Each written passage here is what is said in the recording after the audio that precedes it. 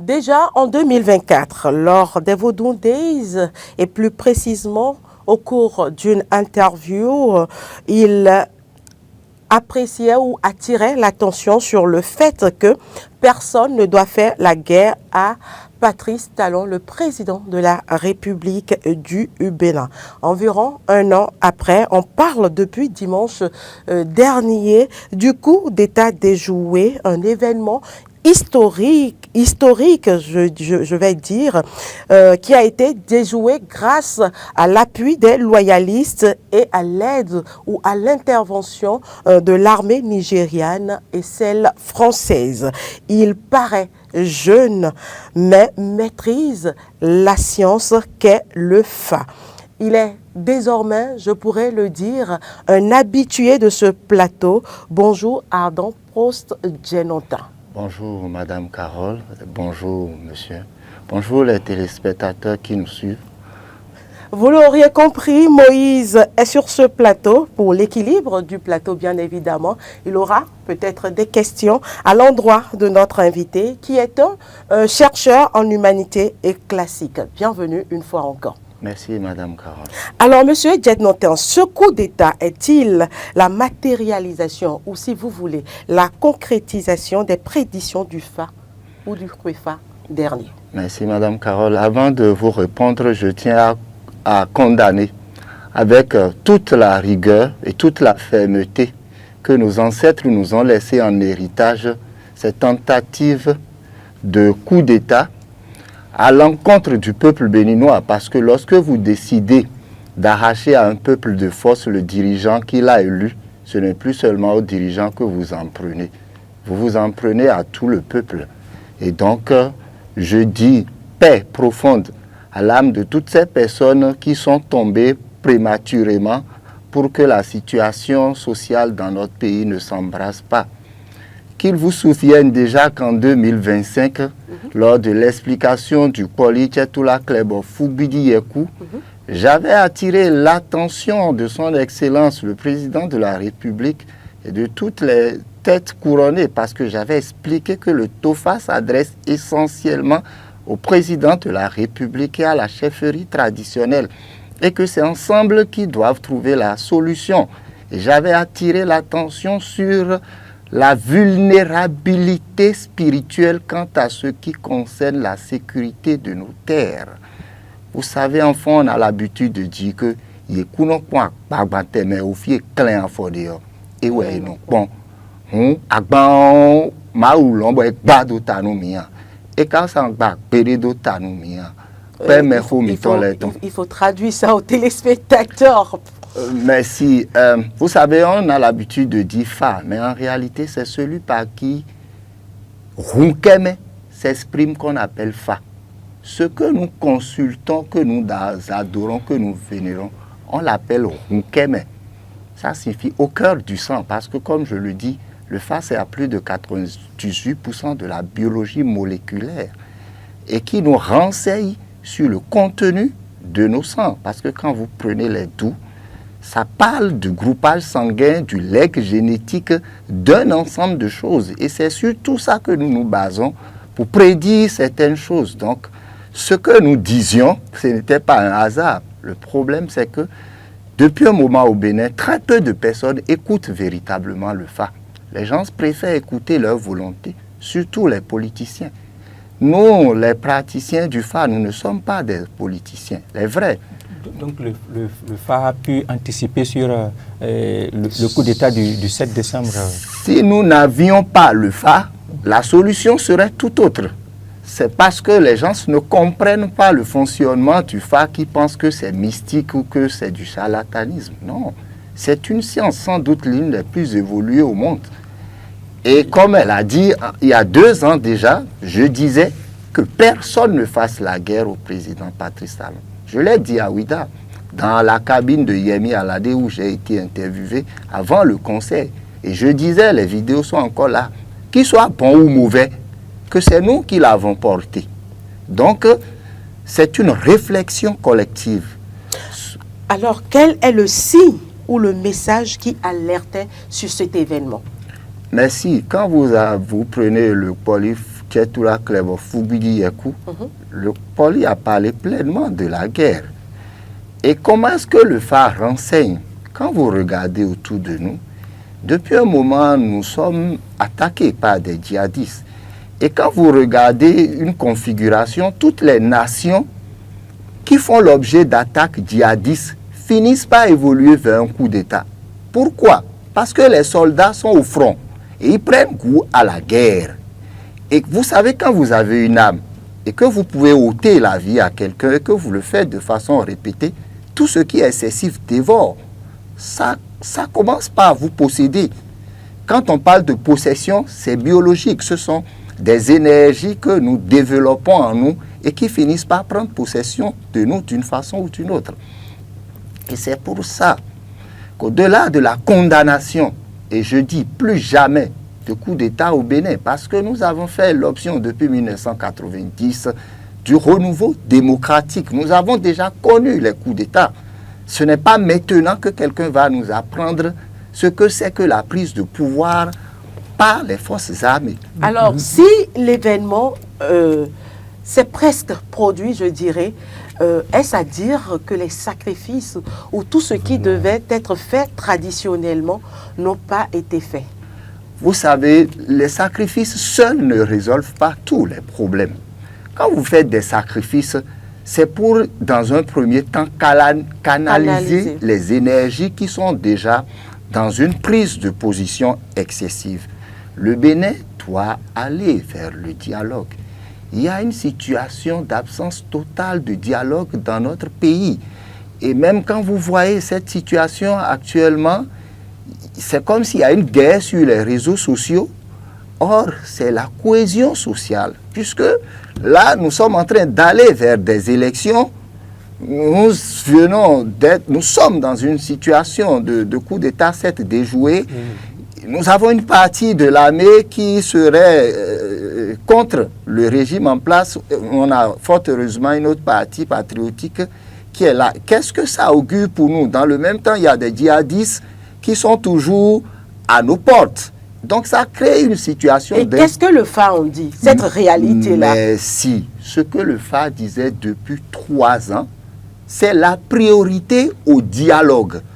Et parce que nous étions informés de la succession de ces événements depuis 10 ans, depuis 2018, nous nous sommes lancés dans une démarche de la nécessité de légiférer sur la loi relative à la chefferie traditionnelle dans les conditions prévues par nos ancêtres afin d'intégrer ces acteurs dans la sécurisation spirituelle. Oui, quelque chose a été fait récemment. Quelque chose a été fait, mais je ne veux pas remuer le couteau dans la plaie, mais il y a beaucoup de situations de frustration. Oui, mais c'est normal, parce qu'il y a tout un désordre qui s'était installé. C'est maintenant que la loi, qu'une disposition légale est effectivement prise. Il va falloir quand même peut-être commencer quelque part et avec ce qu'on a là, afin que progressivement les choses puissent rentrer davantage dans l'ordre. Vous savez, nous les acteurs qui pratiquons la science IFA, nous sommes suffisamment renseignés sur beaucoup de choses, parce que vous savez, le phare, c'est ce que nos ancêtres nous ont laissé.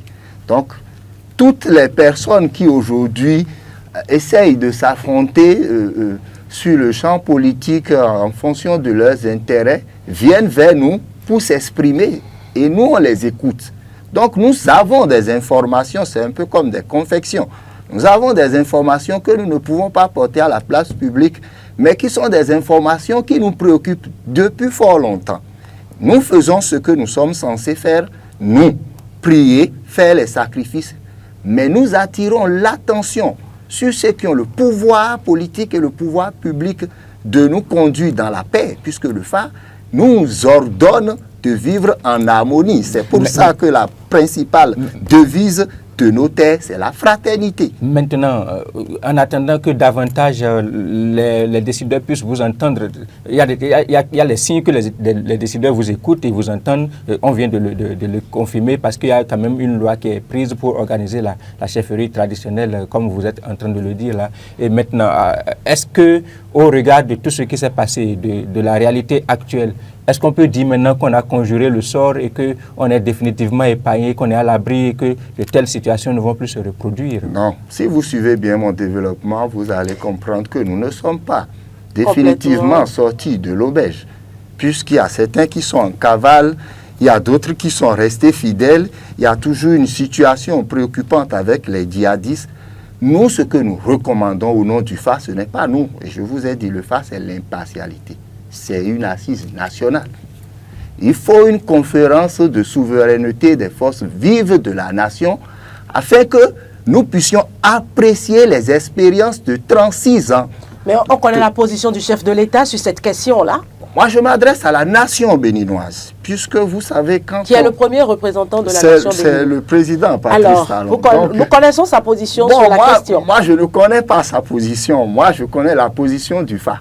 Parce que je n'ai pas discuté avec le président Patrice Talon sur sa position. Comme je vous l'ai dit, c'est notre président.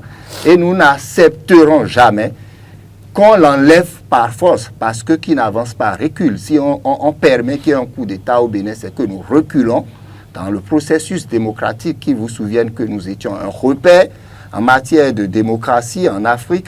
Aujourd'hui, nous ne sommes plus cités. Il y a l'Afrique du Sud, le Sénégal et d'autres pays, mais nous ne constituons plus une référence. C'est normal, nous avons 36 années d'expérience démocratique. Et nous avons eu le temps de constater que notre constitution porte des séquelles. Je pense qu'il est l'heure de nous asseoir, pas seulement la volonté d'un seul homme, mais une volonté collective, populaire, que toutes les forces vives de notre nation s'asseyent ensemble. Et je ne pense pas que le président Patrice Talon soit contre ça, parce qu'il aime le Bénin, il se bat pour. Il ne fait pas de bonnes choses dans la nation pour qu'elle soit détruite. Vous voyez? Mais rien ne se construit dans la cohésion et dans la pérennité sans la paix. Et c'est ce que le FA nous enseigne. Que nous puissions ensemble décider de ce que nous voulons faire. Donc le dernier sacrifice à faire J'allais même revenir sur ces sacrifices-là. Il disait tantôt que les sacrifices ne suffisaient pas pour que les révélations du FA soient totalement prises en compte, si c'est pour conjurer un sort ou si c'est pour que quelque chose de positif arrive. Alors, qu'est-ce qu'il faut concrètement lorsque lorsqu'on a des prédictions du FA? Lorsque nous avons des prédictions du FA, ce que nous faisons, ça a été fait. Il y a quand même le TOFA qui renseigne suffisamment. Mais ce que je dis, c'est que les gens n'écoutent plus le FA. Si on écoutait le FA, qu'est-ce que vous mettez dans les gens n'écoutent plus le FA? Vous avez parce dit que les ça va carrément au niveau gouvernemental aujourd'hui et on reconnaît cette science-là. La preuve, c'est les Vaudou Days au cours de ce grand événement. Il y a le FA qui est fait en direct et donc, nous voyons. Les sacrifices qui doivent se faire en termes de rituel, vous venez de l'admettre, de reconnaître que c'est fait. Vous avez voulu qu'il y ait une certaine réorganisation des chefferies, notamment les chefferies traditionnelles. On vient de vous démontrer, vous l'avez reconnu, qu'effectivement, il y a quelque chose qui est fait. Ce n'est pas quelque chose que nous voulons. Nous voulons que ça soit bien fait, afin que ceux qui ont le pouvoir de se mettre ensemble, parce que vous savez, la gestion des hommes n'est pas une chose facile. Et on dit, ni Tefao et ni les Teaï, et Tefarum et Teaï. Qu'est-ce qu'on est en train de dire par là? Ce n'est pas parce qu'on fait les sacrifices que la responsabilité des hommes n'est plus en jeu. C'est surtout la responsabilité des hommes, parce que le FA parle du sang qui coule dans nos veines. Et pour aller plus loin, il y a des personnes qu'on pense être en bonne santé, mais le FA dit que ces personnes, en apparence saines, sont malades parce qu'il y a des doux qui ont été formulés et intégrés dans leur sang et qui ont fini par former en eux des volontés chimériques auxquelles ces personnes obéissent parfois même sans se rendre compte que ces volontés-là peuvent demain être source de préjudice. Donc le dernier sacrifice, si je vous comprends et si on s'entend, le dernier sacrifice à faire, c'est un dialogue national, c'est une conférence des forces vives de la nation, dans le style et le modèle de ce qui s'est passé en 1990. Moïse, moi j'irai plus loin. Y a-t-il des conséquences à moyen, long terme après cet événement? Vous savez, le sang appelle le sang. C'est pour ça que je vous dis qu'il faut qu'on dialogue. Parce qu'il y a beaucoup de sang qui coule au Bénin depuis un certain temps. Et quand le sang coule, ça appelle davantage de sang. Donc il faut qu'on dialogue pour qu'ensemble on trouve le moyen pour que le sang des Béninois ne coule plus. Parce que l'héritage principal, et c'est pour ça que nos ancêtres nous ont laissé le phare, l'héritage principal, c'est qu'au grand jamais, des intérêts partisans n'arrivent à ébranler la fraternité qui nous unit depuis fort longtemps. Parce qu'on dit que nous me mettons mal à quoi, mais à quoi non pas, mais. Carole, si vous me permettez, allez-y. Il mettait également l'accent tout à l'heure sur le fait que ceux qu'on doit écouter ne sont pas écoutés. Est-ce que, je ne sais pas si c'est possible, mais en 2-3 mots, vous pouvez dire qui sont les personnes qu'on doit véritablement écouter là? Bon, est-ce que... 2-3 personnes peut-être? Les personnes que nous écoutons, je ne vais pas citer de noms. Pour ne pas créer de frustration oui, également. Les personnes que nous écoutons véritablement quand nous consultons le phare, ce sont les morts. Puisque le phare, c'est d'abord la voix des morts. Rien ne se perd, rien ne se crée, tout se transforme. Le phare nous dit que la version actuelle que nous sommes est une version dérivée d'une ancienne version qui comporte certes des valeurs, mais aussi des marges d'erreur. Et donc, face à certaines problématiques, il faut pouvoir rechercher d'abord la solution en nous. Qui vous souvient sur ce plateau déjà, j'avais eu à dire qu'il y a une énergie qui circule dans notre pays depuis fort longtemps où les gens ressentent le besoin de détruire l'autre pour pouvoir exister. Et que cette énergie n'est pas une énergie prépondérante à la mise en place d'un égrégore de paix. Parce que vous avez beau tout faire, si vous n'avez pas la paix, vous n'avez rien. Donc, quand on a le pouvoir au-dessus de son usage, il y a une certaine sagesse, il y a une certaine maturité que vous devez avoir au-dessus de tout le monde et qui fait que vous incarnez la paix. Et c'est ce qui fait que, peu importe tout ce qu'on planifie contre vous, ça ne marchera pas. Parce que vous incarnez cette paix. Et incarner la paix, ce n'est pas seulement penser à soi. C'est aussi penser aux autres. Parce que nous avons condamné et nous condamnons cette tentative d'échouer. Mais il y a une vérité sortie par les putschistes. Ils ont dit qu'il y a de leurs frères qui meurent au front. Est-ce que ce n'est pas une vérité? C'est une vérité. C'est pour ça que je dis qu'il faut qu'on s'asseye en profondeur, qu'on dialogue. C'est de l'impatience. Mais justement, au sein de l'armée, il peut y avoir des réformes. Bien sûr, s'il y a des militaires qui tombent au front, je pense que cela relève de la corporation, c'est avec la hiérarchie militaire. Et je pense que la hiérarchie, par exemple, la garde nationale qui est incriminée, parce que les éléments seraient venus de la garde nationale, qui est quand même une force créée justement en réponse au phénomène de terrorisme sous lequel le pays est en train que le pays est en train de traverser, de vivre depuis un certain temps. Et donc, je pense que c'est une certaine réponse, c'est une certaine réflexion avec la hiérarchie qui a conduit à la mise en place d'une telle force. Par exemple, on ne pourrait pas s'attendre à ce que la force qui est dédiée au combat contre le terrorisme puisse se retourner contre la nation. Si vous m'aviez bien suivi, je disais que quand vous faites attention, tous les pays où il y a le djihadisme, où on envoie les militaires au front, quand ça a perdu, finalement, il y a un soulèvement des militaires qui veulent prendre le pouvoir. C'est un constat intellectuel. Donc, il ne faut pas s'aveugler par rapport à certaines réalités. Est-ce que vous pouvez confirmer réellement que si effectivement, parce que vous parlez de dialogue, je pense qu'il y a quand même un certain dialogue, même si peut-être le phare n'est pas satisfait au regard de ce que vous êtes en train de dire, vous êtes sûr et vous pouvez affirmer peut-être à nos téléspectateurs et auditeurs, bien sûr, que si on tient une conférence, un dialogue, une sorte de dialogue national. Une conférence nationale, on règle définitivement tous ces problèmes-là et que le pays retrouve toute la sérénité, toute la tranquillité qui devrait, voilà, la cohésion, tout ce, et que les militaires en colère, effectivement, vont pouvoir retrouver la tranquillité, s'apaiser, etc. Merci. Pour vous répondre, je vais prendre, comparaison n'est pas raison, mais je vais prendre la situation de 1990. Oui. En 1990, ce n'était pas seulement les militaires qui étaient en colère. Toute la population béninoise, plus les militaires étaient en colère. Ce n'est pas le cas maintenant. Bon, ce n'est pas ce que nous traversons. Ce n'est pas ce que nous traversons. Ce n'est pas une crise de l'armée et à la fois de l'armée, j'allais dire, et de la population béninoise ou de la société béninoise. Non. Pourquoi?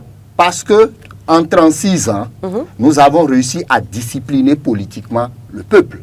Si vous faites attention, nous avons un peuple qui est très mature en termes de manipulation politique. Ouais. Et ça, c'est ce que nous avons su capitaliser au bout de 36 ans de pratique de renouveau démocratique. Cela ne veut pas dire que c'est parfait. Vous voyez, cela ne veut pas dire que c'est parfait. Et donc, si nous sommes confrontés à une situation inédite qui fait que tout le monde entier parle de nous, notre réflexion doit être comment faire pour que cette situation ne se reproduise plus jamais. Et quelle est la contribution aujourd'hui du FA pour que cela n'arrive pas? La dernière question, parce qu'on est Cette contribution, à mon humble avis, c'est le dialogue. La priorité à un dialogue profond, où toutes les forces vives se retrouvent ensemble pour décider de comment est-ce que nous allons fonctionner, parce que nous allons vers des élections avec une situation sociale qui n'est pas claire. Or, vous savez que déjà les élections sont déjà un moment d'instabilité. Plus cette situation, plus pas mal d'informations que nous avons, que nous n'allons pas mettre ici, il faut qu'on dialogue. Merci. Ardent Prost Djanotin, vous êtes chercheur en humanité classique, prêtre de FA. Merci d'avoir accepté notre invitation pour opiner au plan spirituel, pour faire une lecture spirituelle, le sens et la portée de cet événement malheureux que nous avons vécu il y a quelques jours en arrière. Merci à vous d'avoir accepté notre invitation.